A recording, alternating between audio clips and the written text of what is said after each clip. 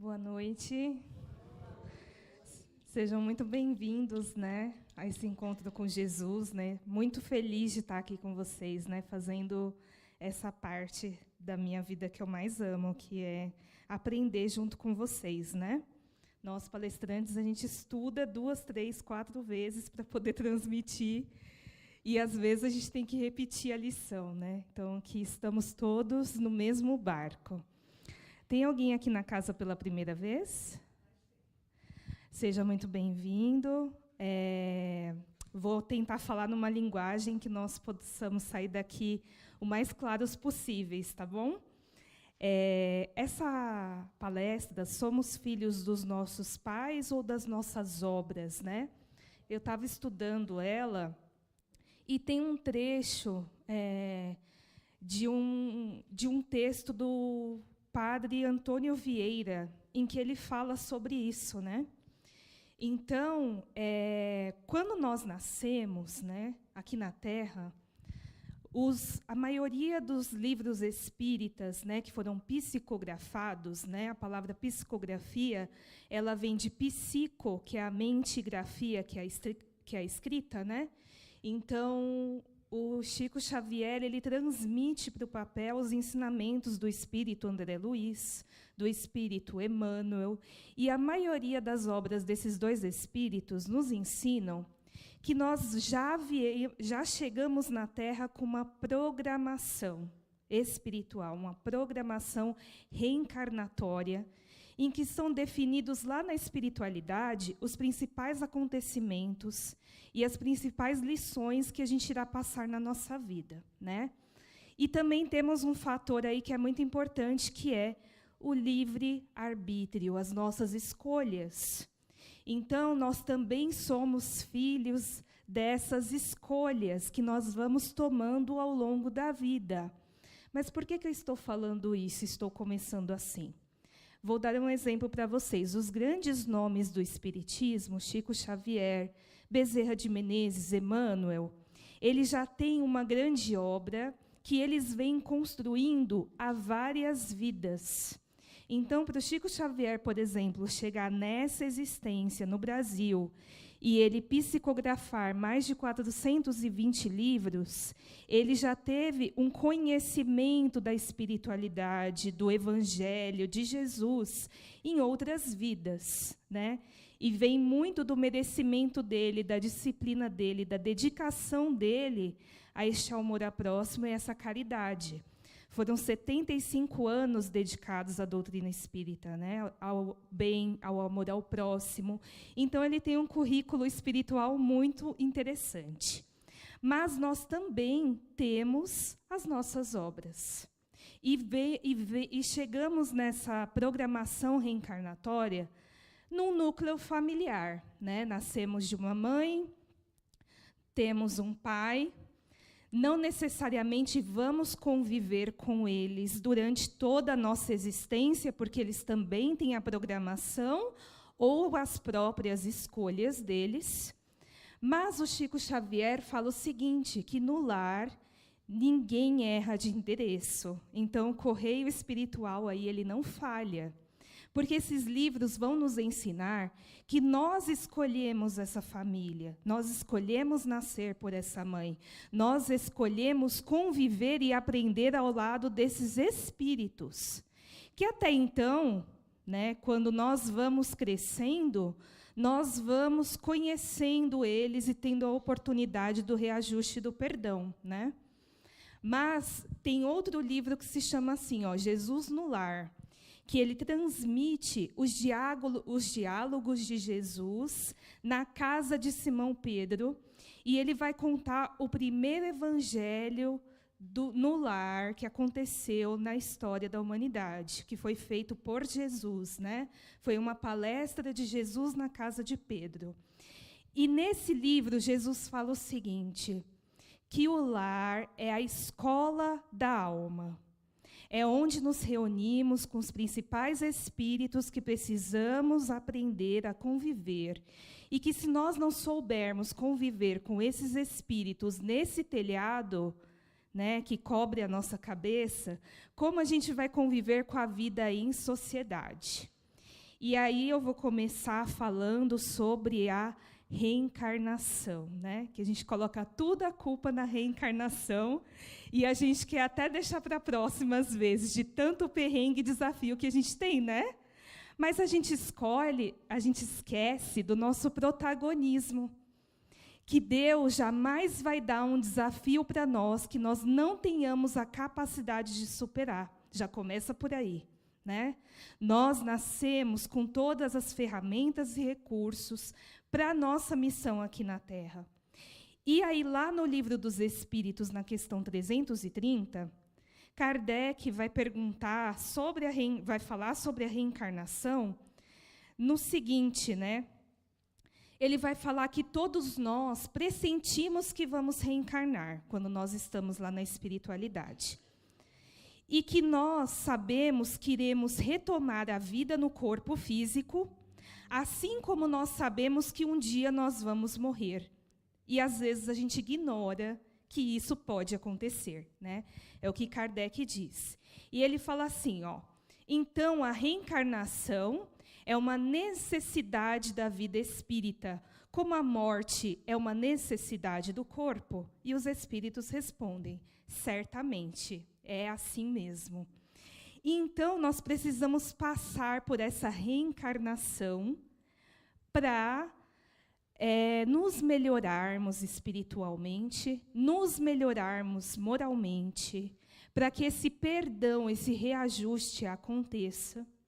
E aí a gente vai entendendo, através do Espiritismo, que nós não somos vítimas da vida, que tudo que está fora do lugar vem para o nosso crescimento, vem para que a gente saiba da nossa força, vem para que a gente tenha uma verdadeira experiência de fé.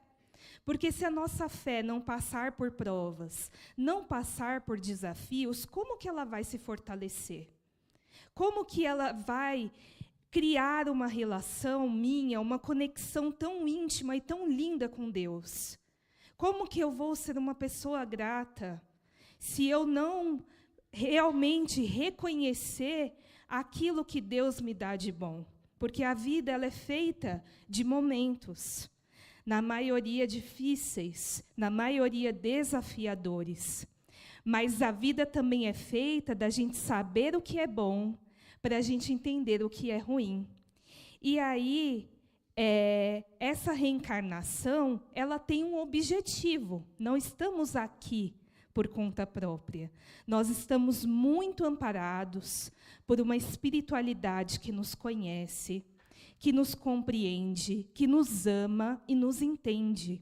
E eles entendem onde nós falhamos e nos fortalecem para que a gente levante a cabeça e siga em frente. E, então, lá no Livro dos Espíritos, na questão 132, vai falar da pluralidade, ou seja, das muitíssimas vezes que nós já vivemos na Terra. E vai falar assim, ó, todos os espíritos tendem, né, para a perfeição. O que isso significa? Todos nós estamos destinados a ser perfeitos. E olha só que interessante. Se Deus é perfeito, será que ele criaria algo imperfeito? Não, né? E o que se explica, né? Deus nos criou perfeitos, mas ao longo das nossas existências, das nossas escolhas, a gente foi adquirindo essas imperfeições que temos hoje. E aí a gente volta para um novo processo, que é desfazer, né, esses caminhos errados que a gente fez, refazer a rota, né, com muita esperança de que Deus espera que a gente vá alcançar essa perfeição dentro da sua justiça, através dessas novas existências, ou seja, nós vamos reencarnar até que seja necessário. E um dia a gente vai reencarnar, querendo reencarnar para ajudar alguém, querendo reencarnar para levantar alguém, ou para ter uma missão coletiva, para ter uma missão de ajudar muitas pessoas, ajudar a humanidade. E vai ser um movimento natural nosso. assim como fazer o bem. A gente vai fazer o bem naturalmente. E ainda sobre a reencarnação, o Livro dos Espíritos, na questão 166, ele explica mais um pouquinho. Ele fala assim, como que uma alma que não alcançou a perfeição, ela vai melhorar? E aí os espíritos respondem, sofrendo a prova de uma nova existência. Então, os espíritos, eles sabem que a vida vai nos causar dores, vai nos causar sofrimento, mas eles também sabem que essas dores e esse sofrimento vai nos fazer melhores, vai nos fazer maiores do que nós somos hoje. E ele pergunta assim, como essa nova existência transforma o espírito? É interessante, né? E a resposta é a seguinte, que a alma vai experimentando essa transformação, né, que é necessária na vida na Terra, né? E outra pergunta assim, a alma passa então por muitas experiências corporais, por muitas vidas, né? Eles respondem assim, sim, todos nós temos muitas existências, né? E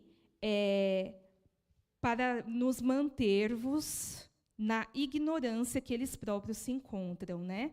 Então, todos nós temos muitas existências para que a gente possa ir passando por essas experiências e ir se melhorando ao longo desse contato com as outras pessoas, ao longo desse aprendizado que as outras pessoas que convivem conosco vão nos dar, porque cada um tem uma experiência de vida única, mas todas nos ensinam. Quando a gente conta a nossa história para o outro, a gente enriquece, e ele também enriquece ouvindo, e quando a gente escuta a história dele, a gente também aprende alguma coisa que possa nos enriquecer.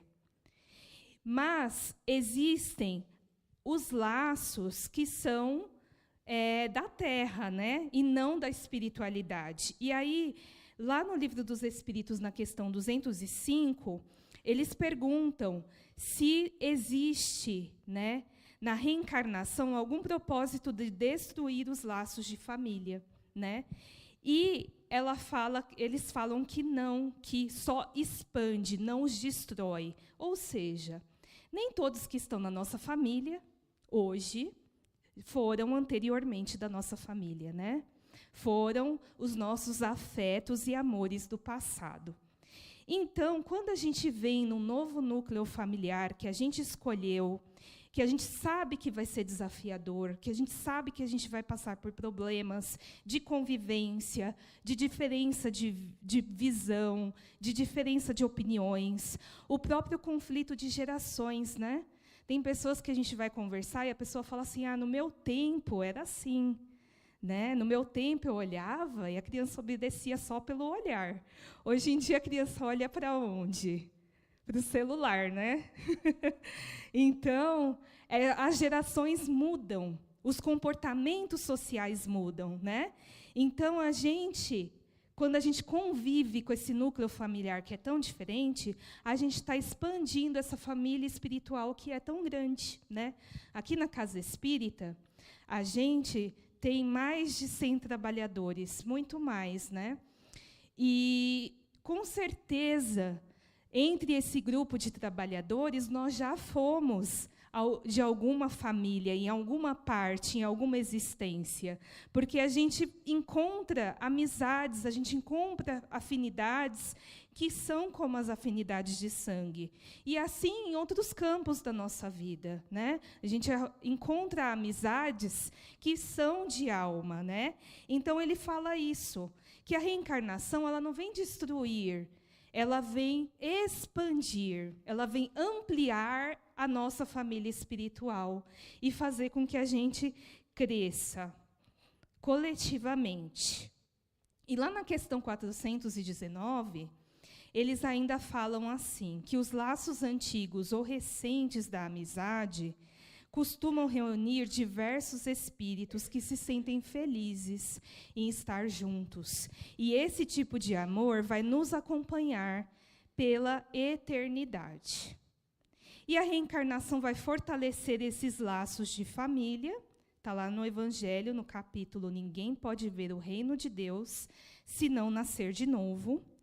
E vai falar o seguinte, esse mesmo capítulo, que as relações entre os que se amam ou que se amaram um dia constituem essa verdadeira família.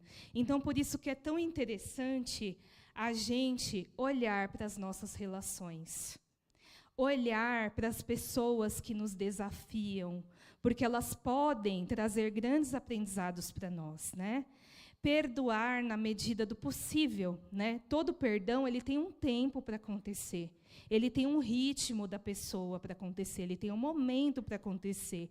Mas a gente não pode desistir do perdão, porque o perdão, ele vai libertar você, né, desse sentimento negativo, desse rancor, desse bloqueio que vai te atrapalhar na sua vida, né? Esse sentimento que vai te estacionar, que vai impedir que você se aproxime dos bons espíritos, que você tenha uma intuição melhor e que você possa fazer a sua prece com seu coração livre, com seu coração leve, né? E de que você possa também entender que, às vezes, a pessoa nem encara que ela te machucou daquela forma. No olhar dela, foi uma coisa simples, foi uma coisa pequena, mas para você é legítimo, é verdadeiro e está doendo. Então, para você vai demandar um pouco mais de dedicação. E nesse capítulo ainda fala que os verdadeiros laços de família, né, que nós encontramos na Terra, eles são da simpatia. Eles fazem com que a gente una ideias com essas pessoas e essas ideias cresçam, e essas ideias transformem vidas, e essas ideias transformem situações e lugares, né?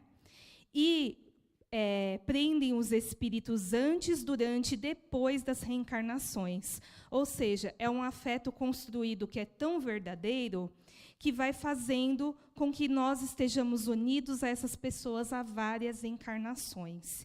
E vá fazendo com que a gente possa construir boas obras com essas pessoas, né? Por exemplo, um bom professor, ele pode vir em várias existências futuras como professor para ensinar coisas maiores, coisas diferentes, porque ele já desenvolveu a habilidade de ensinar, de transmitir o conhecimento, né? E ali ele pode encontrar nesse grupo de professores pessoas que também foram unidas com eles por esse afeto.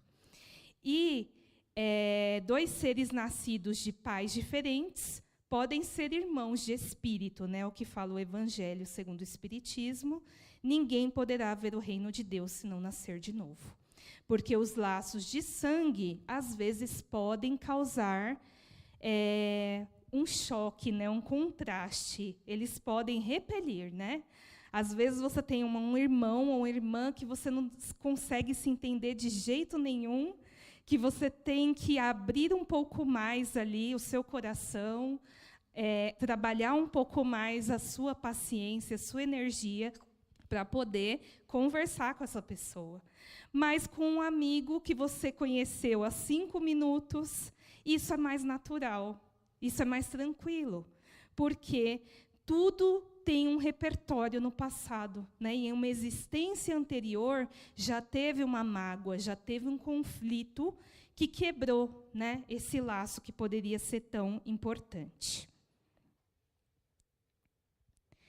E então, já que eu falei tanto dos laços de família, de que nós somos filhos dos nossos pais, de que não existe erro da espiritualidade, né? De que nós escolhemos eles para serem os nossos espíritos que iriam nos abrir para essa nossa existência, nós também somos filhos das nossas obras.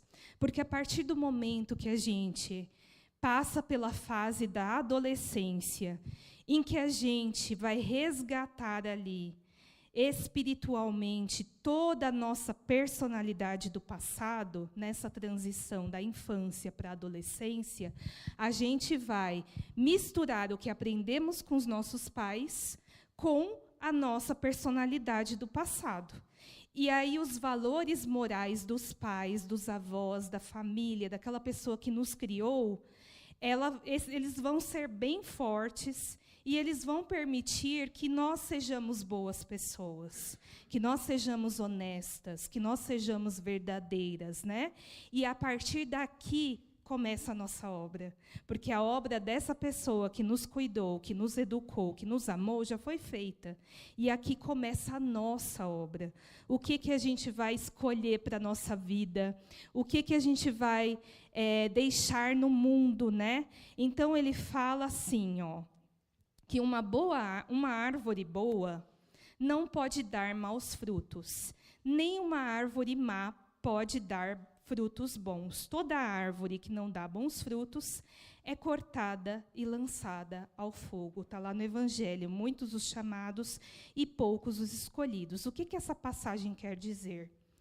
Que Jesus nos colocou aqui por um propósito na nossa existência e na nossa vida coletiva na Terra, para o mundo. A evolução é individual, mas a nossa obra, ela sempre tem o objetivo de fazer o bem para alguém. E é isso que é essa árvore. A árvore, ela tem uma existência individual, mas ela dá fruto para várias e várias e várias pessoas, por várias gerações.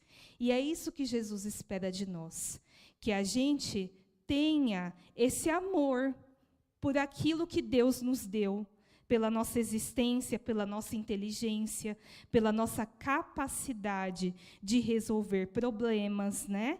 E também isso está lá no Evangelho, em ajuda-te a ti mesmo e o céu te ajudará, sobre essa árvore.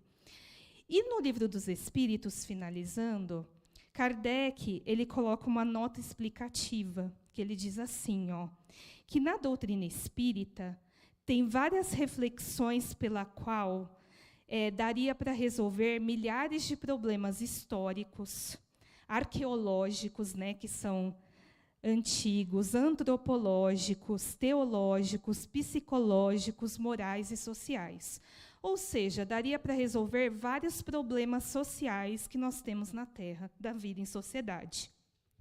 E ele termina dizendo assim, que as leis universais que Deus nos deixou e que a gente consegue estudar no curso espírita, né, que são as leis divinas do amor, da caridade, da imortalidade da alma, da reencarnação e da evolução, elas vão trazer uma nova visão e compreensão da humanidade em diversas regiões da Terra.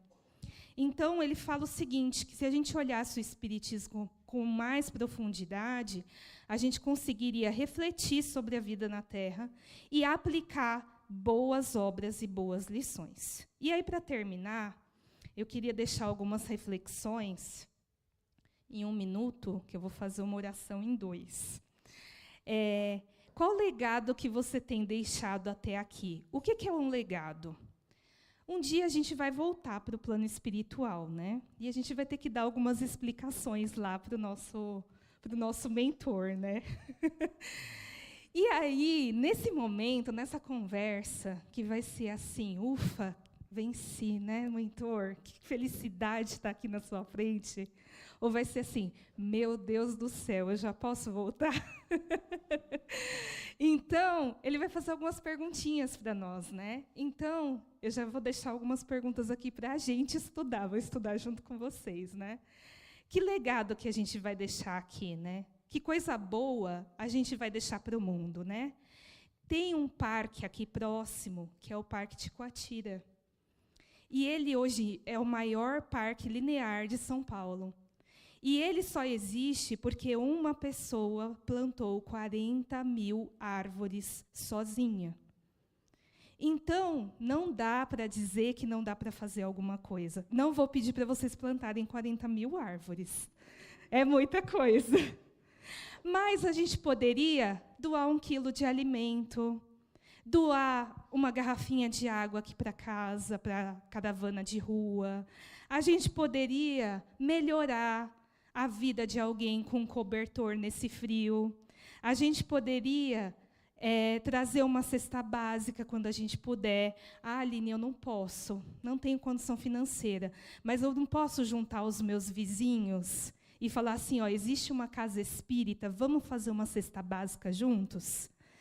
E aí também a gente pode melhorar as nossas relações como?